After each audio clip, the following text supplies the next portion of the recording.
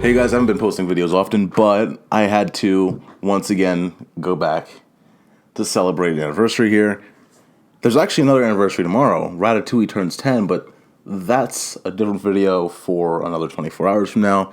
This one is, I think, way more important. This is Lilo and Stitch turning 15, which is huge. Lilo and Stitch in general is, I think, one of the more timeless movies, even though it is set really in this really pop culture bubble of the early 2000s, in the fact that, you have, for example, not digital cameras, but you have old film cameras. You have tourists that obviously don't have smartphones, all that stuff. It is set in a time that is dated now, right? That's pretty clear.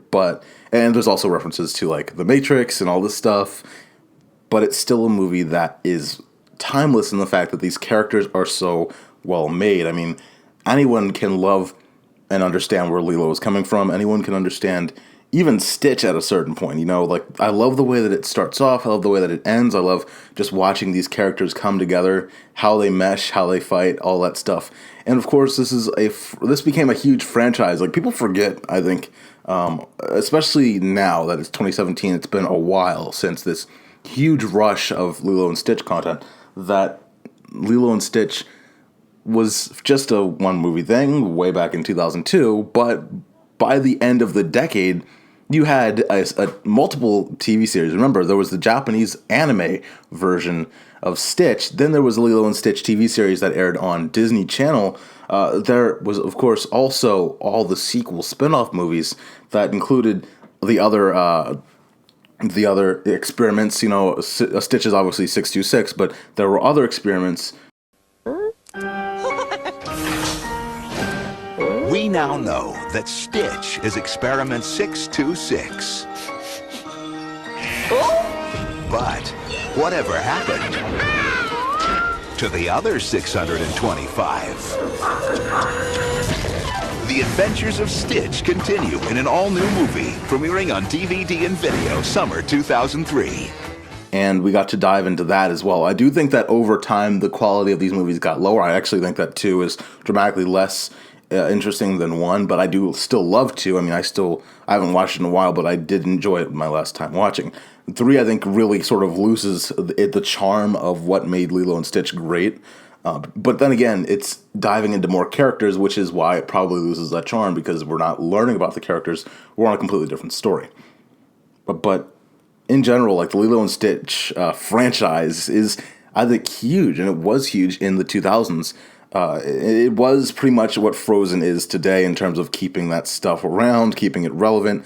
Actually, more so in the fact that, of course, Frozen only had it hasn't gotten a sequel movie yet, and it hasn't gotten a TV spinoff yet. It just has this short that's coming out at the end of the year. So yeah, this was a big property. Disney didn't market it as much. I don't know why I'm still getting caught up in the marketing and all that stuff. But overall, it's crazy to see how far these movies are beginning to age. We just celebrated the fact that Spirit turned 15. We have a lot of these movies that are just becoming older and older and older, and they're obviously making us feel older and older and older, because as childhood movies, seeing these movies in theaters, it's just crazy to get to the point when these movies become not ancient, but are really distancing themselves from an era that we know and love. Again, 2002, June 21st, Lilo and Stitch hit theaters, and maybe I'll talk a little bit more about this, but I just love that introduction when you really get this sci-fi feel. One of the things that you really get is the fact that all the aliens are different. I love the diversity and the art in Lilo and Stitch. That's one of the things that Lilo really does shine in when you compare to even present Disney movies, and it really does show off the fact that the 2D animation, was great. It was a great time for Disney, in the fact that we don't have that anymore. This 3D CG world of content. I loved the fact that Moana was a beautiful movie. It was a truly beautiful movie, but I don't think that it is as beautiful as Lilo and Stitch. Additionally, I really love the fact that Earth is, this minimal blip when you look at it on a grand scale of the universe, and all these species and aliens that have come together, to just try and identify life in different planets. We've already been identified. They already know about us. We're so, in terms of the intelligence scale of everyone else, we're so stupid and just barbaric that they don't even mess with us. You know, it's just the fact that they would have blown us out of existence if the mosquito population wasn't there, which is hilarious. You know, I find that, you know, when I rewatched, like when I was a kid, I didn't even realize how like just crazy that is, but is a cool way to make us realize we're not the center of everything. But anyway, you know, when we get that shot that fades out of the crazy scientist, the mad scientist alien, you know, and he says he's gonna call it destruction and all that stuff, and it fades out, and we see then it cuts to Lilo obviously in the water swimming, and I think that's just such a beautiful shot. I think the whole thing is just beautiful because you see her then walking up into the sand and running, and you know we realize how different she is, and I just really love the movie. I think that it is one of Disney's best movies, and I think that it is a timeless movie because of the characters, not the setting, not the placement of the characters, just the characters themselves, and the fact that, you know, Nani's trying to make a living best she can. You know, and Lilo doesn't seem to fit in. And I think that anyone can connect with that. And I think that that is a very important thing to have in childhood movies because a lot of kids don't feel that. So, you know, overall, guys, Lilo and Stitch turning 15, very nostalgic to me.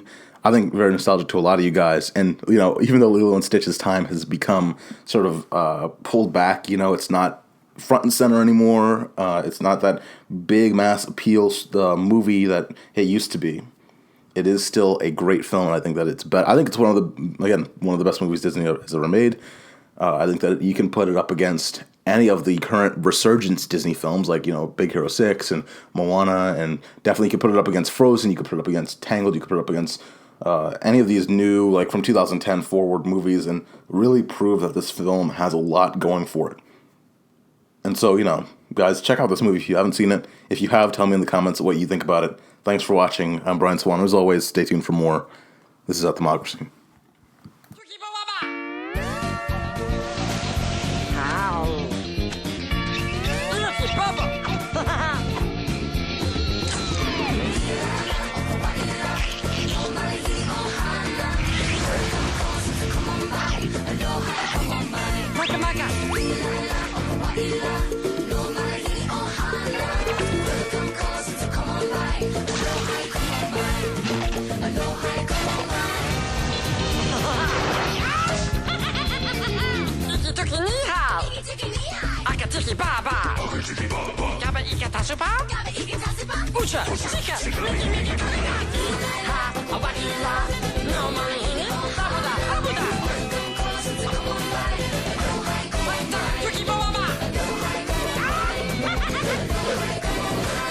Aloha!